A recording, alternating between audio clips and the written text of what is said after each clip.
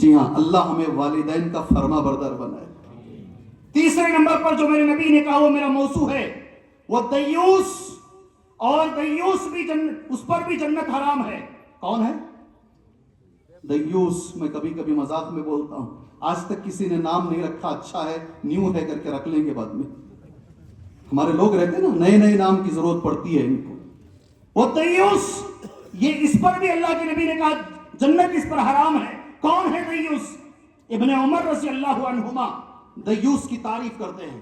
کون ہے دیوس؟ الذی لا غیرۃ علی اہل بیتہ۔ دیوس وہ ہے اس کے گھر میں گناہ چل رہا ہے، اس کے گھر میں بے پردگی چل رہی ہے، اس کی گھر کی بیٹیاں بے پردہ ہیں، مگر دیکھنے کے باوجود اس کے اندر غیرت نہیں آتی ہے، ایسے باپ پر جنت حرام ہے۔ اللہ اکبر۔ اتنے بھی اوپن مائنڈڈ مت بنو، اتنے بھی اوپن مائنڈڈ مت بنو کہ دیوس بن جاؤ۔ نہیں، اگر ہماری بچیاں غلط راستے پہ جا رہی ہیں، یہ ہمارا فرض بنتا ہے۔ ویسی تعلیم کی ضرورت ہی نہیں ہے ہمیں جسے پڑھنے کے بعد بچی غیر مسلم ہو جائے۔ اللہ ہماری حفاظت فرمائے۔ جی یہ مسئلہ ہے، چل رہا ہے، کرنا کیا ہے؟ چلو اس پر بات کر کر اپنی مختصر گفتگو کو میں ختم کر لیتا ہوں۔ انہیں کالجز کی بھی ضرورت ہے، مدرسوں کی بھی ضرورت ہے۔ مالدار حضرات سے ایک بار گزارش ہے، میں نے ایک تقریر کی تو ایک صاحب میرے پاس آ گئے، کہا میرے پاس 7 ایکڑ زمین ہے مولوی صاحب، آپ نے تقریر کی، میں تیار ہوں اس کے لیے۔ سبحان اللہ، ہیں لوگ الحمدللہ۔ جی بچیوں کے لیے تعلیم چاہیے، بچیاں دنیاوی طور پہ آگے بڑھے، یہ ہماری ضرورت ہے۔ اگر ہماری بچیاں ڈاکٹر نہیں بنے گی، کون عورتوں کا علاج کون کرے گا بھائی؟ جب مرد کریں گے؟ ہمیں چاہیے، لیکن قوم کی یہ ذمہ داری ہے۔ یہ لوگ یہاں تک کہتے ہیں ایک عورت کی تعلیم اس کا ذاتی حق نہیں، معاشرے کی ضرورت ہے۔ سمجھے گا بھی یہ جملہ؟ ٹمکور کے لوگ سمجھے جملہ یہ؟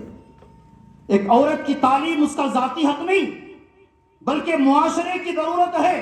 ایک عورت کی تعلیم ایک نسل کی تعلیم ہے۔ یہ جملے بالکل صحیح ہیں اپنی جگہ پر، ہمیں چاہیے تعلیم یافتہ بچیاں، مگر ماحول انہیں ایسا دو کہ وہ پردے کے ماحول میں رہ کر ڈاکٹر بنے انشاءاللہ۔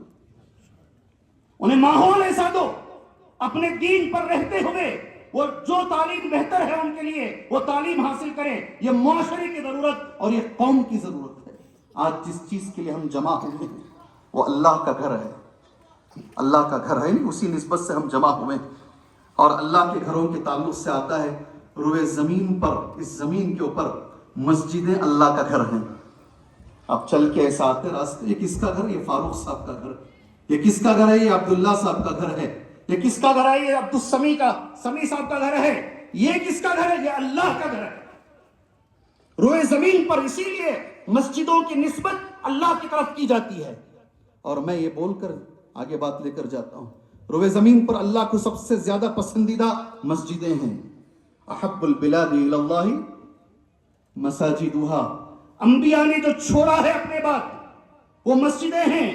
ابراہیم علیہ السلام نے مسجد چھوڑا، اسماعیل علیہ السلام نے مسجد چھوڑا، سلیمان علیہ السلام نے مسجد چھوڑا، خود ہمارے نبی مرنے کے بعد مسجد چھوڑ کر گئے۔ نبیوں کی وراثت اگر کوئی ہے وہ مسجدیں ہیں۔ سبحان اللہ۔ آج یہ مسجدیں تربیت کا سنٹر بننی چاہیے۔ کروڑوں روپے ڈال کے مسجدیں بناتے ہیں۔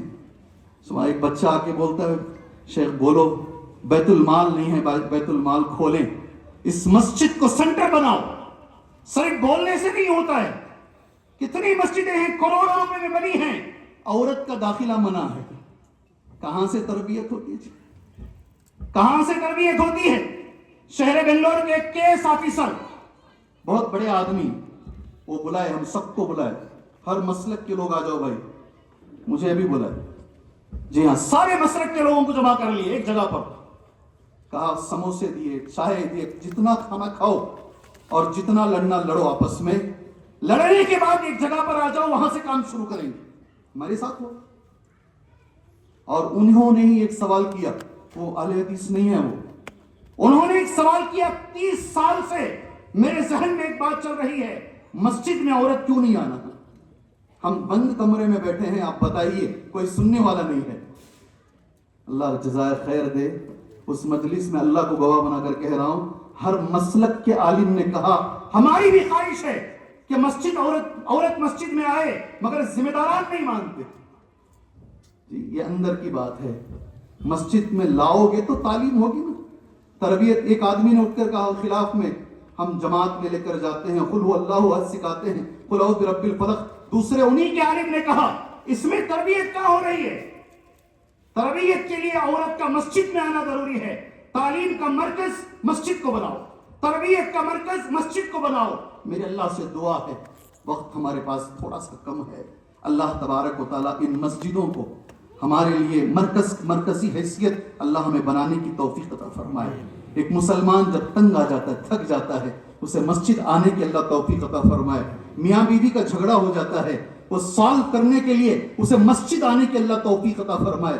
حضرت علی نے حضرت فاطمہ سے لڑ لیا تھا رضی اللہ عنہما, چھوٹی موٹی نوک جھوک ہو گئی تھی, آپ نے سنا ہوگا. اللہ کے نبی گئے حضرت فاطمہ کے پاس, پوچھا علی کہاں ہے؟ کہا تھوڑی سی نوک جھوک ہو گئی ہے, کہیں گئے ہوں گے. اللہ کے نبی ڈھونڈتے ڈھونڈتے مسجد آئے, مسجد میں حضرت علی سو رہے تھے. اگر ہمارے سارے مسئلوں کو اللہ کے گھر سے اللہ ہمیں حل کرنے کی توفیق عطا فرمائے. میں اس کے بعد جو ذمہ داران ہیں ان کے لیے میں دعا کرتا ہوں, اللہ سب سے پہلے ان کے سینے میں اخلاص عطا فرمائے, یہ کام اللہ کے لیے کرنے کے اللہ انہیں توفیق عطا فرمائے. اس کے بعد کروڑوں روپے جو لوگوں نے دیے ہیں, بڑی امید سے دیے ہیں, وہ پیسے کو صحیح راستے میں لگانے کی توفیق عطا فرمائے. اور مسجدوں کو صرف 5 وقت کی نماز کے لیے نہیں, نماز کے ساتھ ساتھ جو دوسرے مسائل ہیں قوم اور ملت کے